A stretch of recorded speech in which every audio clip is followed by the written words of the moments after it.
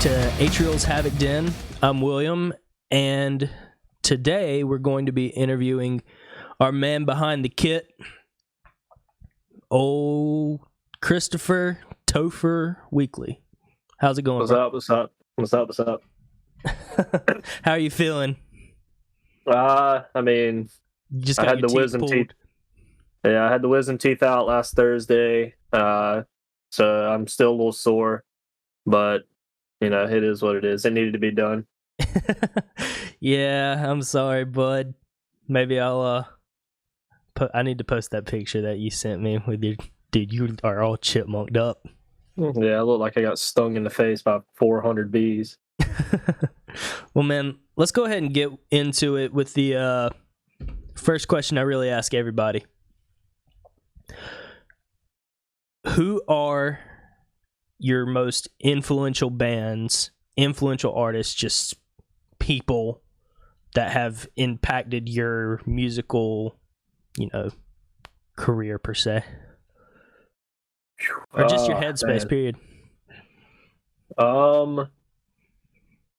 Man, that's a tough question because just in general, when it comes to just music and not like my instrument, I mean, at a very young age, I was introduced to the heavier music, coming from like the late '90s, early 2000s stuff. So like Limp Bizkit, Korn, Marilyn Manson, Rob Zombie. But Yeah, when it comes to I was actually like, just telling Clayton how you're the reason I got into like Slipknot and Asking Alexandria. I mean, you were introduced to it much earlier, and then you kind of just put it in my lap.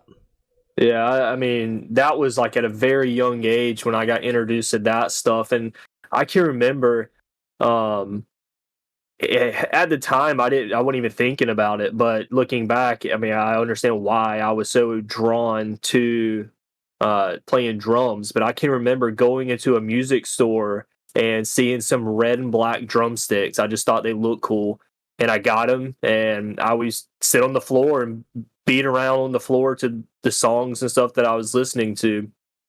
But when it comes to my actual instrument, um, I think the one person that really stood out to me and made me want to be a drummer was Joey Jordison. And then after him, it would probably be Jimmy the Rev, from Avenged. But how I got introduced to Slipknot was that one summer. I can't remember exactly which summer it was. It was either like 6th or 7th grade, somewhere around there.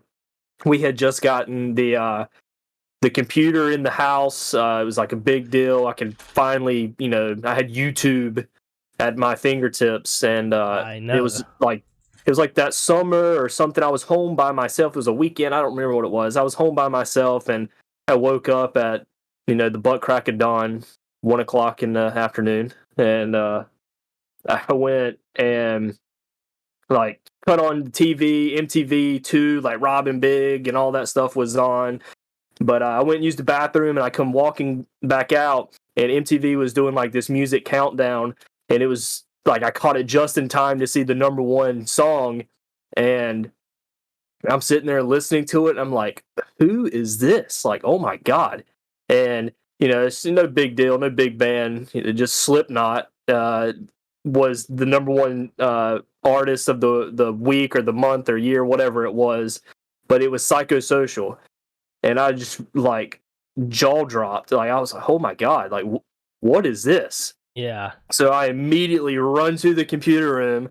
I'm sitting there, listening to the song 400 times over again. I'm mesmerized behind this dude, windmilling with fire all around him behind the drum kit. And there's just so much going on for the Psychosocial music video. And I went down this wormhole. Of course, I went and looked and listened to all their stuff, but I was, like, oh my God. Like, at the time, it just shows how much I paid attention. But I had heard of Slipknot through like Guitar Hero and stuff, but I didn't pay it no attention. I was just young and stupid, and I was just playing the damn songs. But yeah, I would say my artist though was definitely Joey and the Rev when it comes to playing my instrument. Both of those cats were just unreal. When it come to music videos and all that stuff, I mean those are the guys I was always looking to when it comes to drums.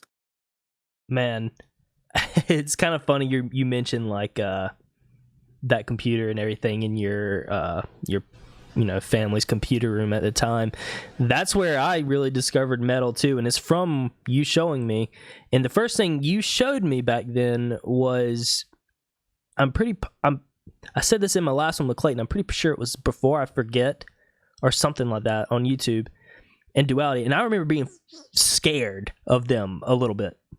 I think it was Duality. I want to say because, like I said, that whatever summer it was, I mean, we were playing baseball or something, so we were hanging out around that time, and we were also about to go to, new school.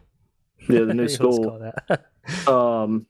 But I like that summer. I just become obsessed with Slipknot and watching the Psychosocial music video. Then, of course, the Duality, the Before I Forget. And at the time, there was still this lore of who are these guys behind the mask. No one knew who Corey was and Joey. We didn't know what these guys looked like. And so it just being little kids still. I mean, we were like, oh my god, this is sick. Like, this is awesome.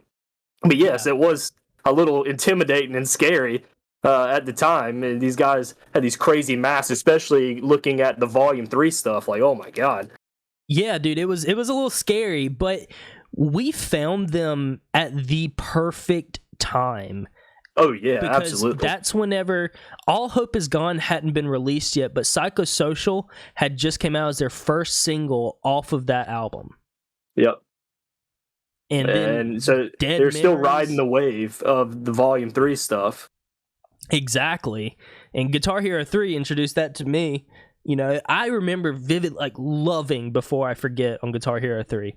But like you said, I didn't quite I mean, it's not like YouTube was a real thing for us at the time, Yeah, I mean, we would occasionally hop on it and watch some music videos. It wasn't nearly as popular then, though, man.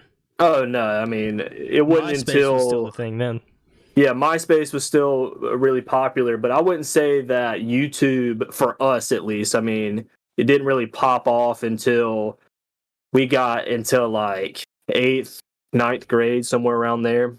Before that, like you were saying, we definitely were on it, but we weren't as like involved and digging deep into it because, I mean, obviously 2009 is when you're getting bands like Asking Alexandria and that whole MySpace age of music. Yeah, the 2007 to 2009 or 2010, those couple years was the year that like the whole MySpace music with the crazy hair and the skin tight jeans and Hot Topic and all that. That's when that was really popular. So we caught it like right in the middle of when that was going on. Do you remember you shared Another Bottle Down on Facebook? And that was the start of me personally liking Asking.